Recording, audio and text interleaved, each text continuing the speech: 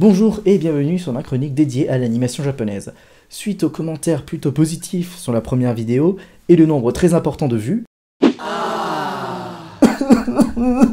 je me suis donc décidé à faire une deuxième vidéo pour votre plus grand plaisir. Aujourd'hui ce sera encore une fois un animé de cette saison, et au programme ce sera joie, humour et un peu de romance. On va parler de Gekkan Shoujo no Nozaki-kun.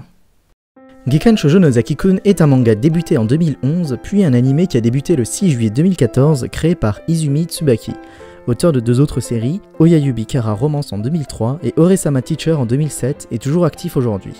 Ces deux titres ont pour point commun avec l'animé d'aujourd'hui, les mêmes thèmes qui sont donc la comédie et la romance. Et je vais tout de suite en profiter pour faire une petite parenthèse pour le manga, étant donné que j'ai pu trouver les chapitres en ligne. Donc le manga, commencé le 25 août 2011 et possède aujourd'hui environ 55 chapitres, toujours en cours d'écriture, il a la particularité d'être un yonkoma.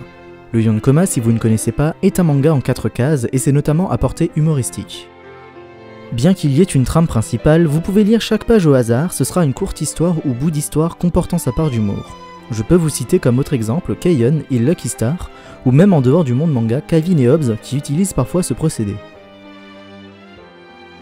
Et afin de faire de la transition avec l'animé, je peux vous dire que l'histoire est bien reprise de l'un à l'autre. Fin de la parenthèse. L'histoire nous met donc en scène dès le départ deux protagonistes, Sakura Shio et Nozaki Umetaro. Et ça commence sur...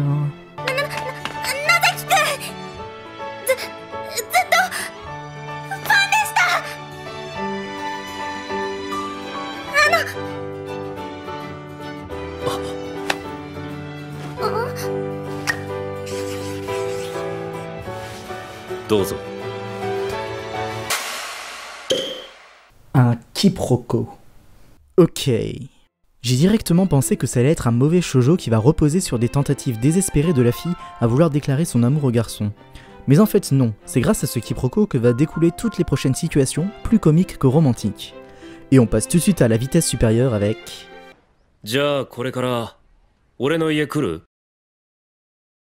Oh oui. Et donc maintenant, générique.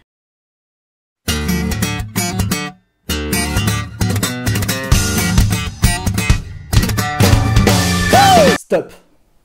Repasse-moi Sakura s'il te plaît. Encore une fois. 1 minute. Bref, je vous épargne pour l'instant le reste du générique. Pour en revenir à l'histoire, on apprend peu après que Nozaki est un mangaka professionnel, et ainsi il va demander de l'aide à Sakura pour s'occuper des tons noirs de son manga. Et effectivement Kuro, on peut voir ça comme ça. Et c'est tout concernant l'histoire, parce qu'il n'y a pas spécialement plus à raconter. Alors oui, on peut trouver une sorte de trame principale qui est que Sakura essaye de sortir avec Nozaki, mais après on enchaîne humour sur humour qui est offert par tous les personnages, et c'est vraiment ça le gros point fort de cet animé. Pour commencer, le personnage qui apparaît dans le titre, Nozaki Umetaro. Grand gaillard ancien joueur de basket, il est devenu mangaka alors que à la base, dessiner n'était qu'un simple hobby.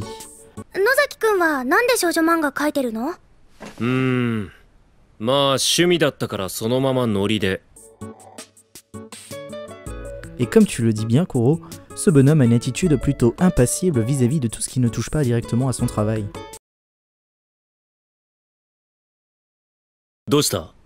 Il y a ensuite Sakura Shio, fille joyeuse et très sympathique qui a la particularité d'être la représentante rose de l'animé.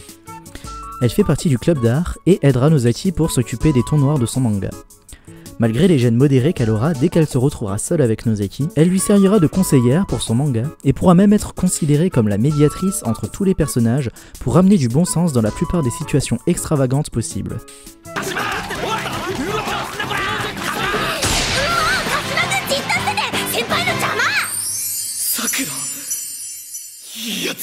C'est quand même bizarre de se dire que le seul personnage normal de l'animé avec le plus de bon sens soit une rousse. Ça doit faire partie de l'humour de cet animé. Le troisième personnage apparent est Mikoshiba Mikoto, avec l'apparence physique du beau gosse de service et aux cheveux rouges. Il essaye de se rendre cool aux yeux des filles, mais on apprend très vite qu'il s'agit d'un véritable timide.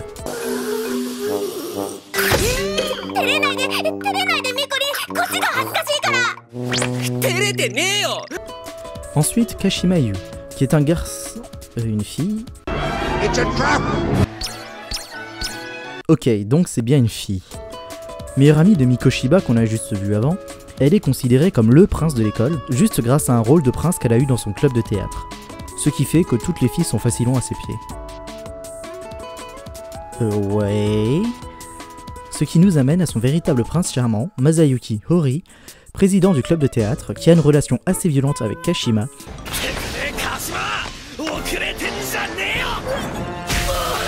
et aide Nozaki sur son manga pour les arrière-plans. Et enfin, Yuzuki Seo, voisine de table de Sakura, fille très sportive et dans le club de chant, mais avec une grosse attitude de je m'en foutisme, bien qu'elle semble penser le contraire.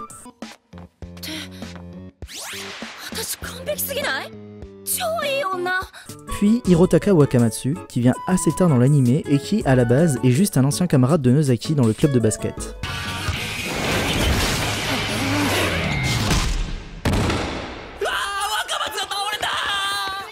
Oui, c'est vrai, mais individuellement, c'est pas le plus passionnant à voir. C'est surtout la relation entre tous les personnages qui est vraiment très intéressante à observer.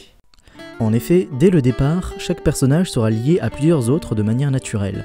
Et même quand ils se rencontreront pour la première fois, il n'y aura pas forcément besoin d'une histoire de dingue prenant tout un épisode pour que deux personnages aient une relation de confiance pour pouvoir se parler.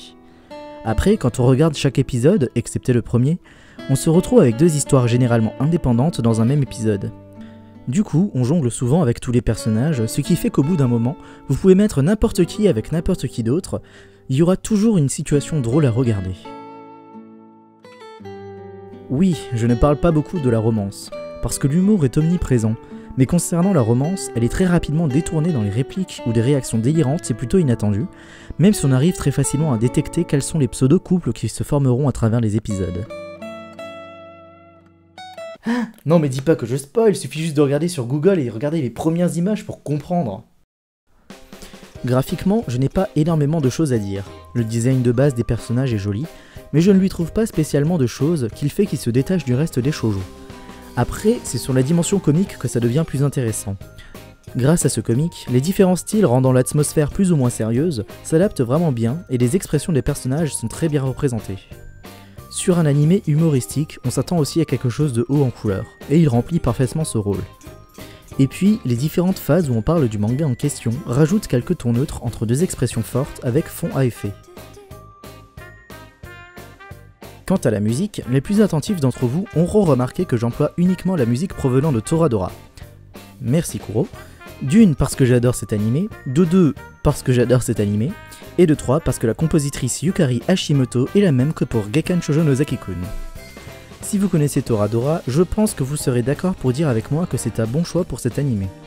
On aura donc droit à une très bonne bande-son, s'adaptant aux personnages forts de la situation. Mais je ne vous cache pas que vous ferez un peu plus attention à l'humour dégageant des scènes plutôt que la musique à l'arrière. Avant de conclure, je vais quand même vous parler un peu de la dimension manga de l'anime. Et pour ça, je vais mettre en parallèle un autre manga du même thème, Bakuman. Alors si vous l'avez lu, ne vous inquiétez pas, le thème du manga n'est pas du tout traité de la même manière. Déjà, on se concentre sur le shoujo, ce qui est un genre qui n'est pas trop exploité dans Bakuman. Ensuite, Nozaki utilise les différents protagonistes pour les représenter dans son manga, ce qui donne encore une fois un nouvel élément comique au manga.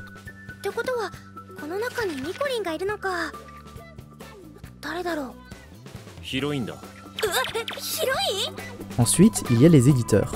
Dans Bakuman, ils ont un rôle majeur dans l'histoire et on en voit de différents types très impliqués dans leur travail. Ici, c'est un peu l'inverse, on nous en présente deux qui sont radicalement opposés et qui ont chacun leur dose d'humour qui donne à Nozaki des situations délirantes. Donc, pour conclure, Gekkan Shoujo no Nozaki-kun est un animé que je considère comme bon. Les personnages sont nombreux et il n'y en a aucun qui a l'air vraiment détestable. Il y a de la romance et en même temps beaucoup d'humour quasiment toutes les 2 minutes. Et si vous êtes quelqu'un qui est un peu difficile avec l'humour, je pense quand même que sur 20 minutes d'épisode, vous arriverez à décrocher un gros sourire. Sur ce, j'espère que vous aurez apprécié cette deuxième chronique. Et comme la dernière fois, je vous ai préparé un petit trailer, un peu différent de la dernière fois, et ça va être un peu risqué, mais si vous avez écouté tout ce que j'ai dit avant, normalement ça devrait passer. Et maintenant, je vais vous dire à la prochaine avec Kuro, et à une prochaine vidéo.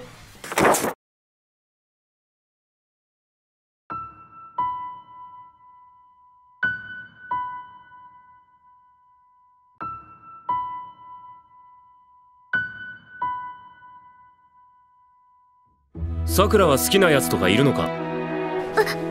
私は最初は背の高さと男らしい性格に惹かれて告白したんだけど気づいてもらえなくって。でもそのおかげで話す回数は増えたんだけど便利屋くらいにしか思われてないような。野崎くん、ずっとファンでした。野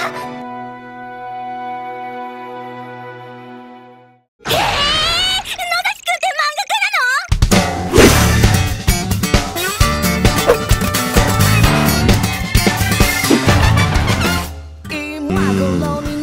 の？じゃあせめて腰に手を回してドキドキだけでもやってみるか。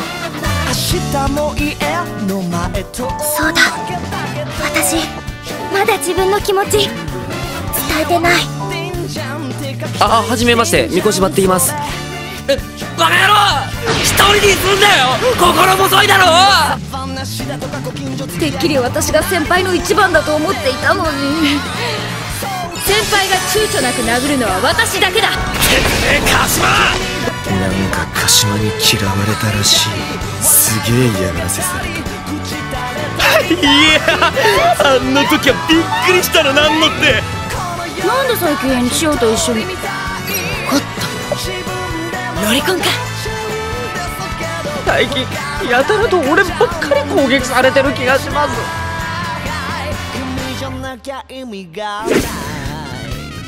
野崎くんはなんで少女漫画描いてるの？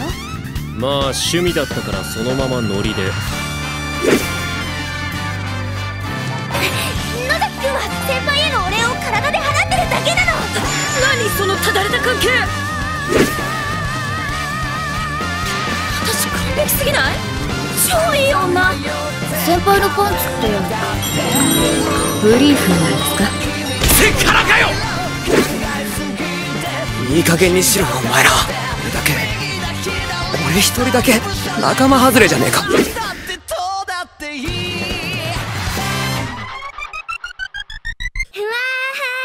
今すぐ君に会いたい。君に会って確かめてみたい。世界を断り愛の定義幸せのカテゴリー。まだまだ君に知りたい。こんなセリフからでもないけど、どんなにかっこつけたって足真似しないかい。君じゃなきゃ誰みたい。君じゃなきゃダメみたい。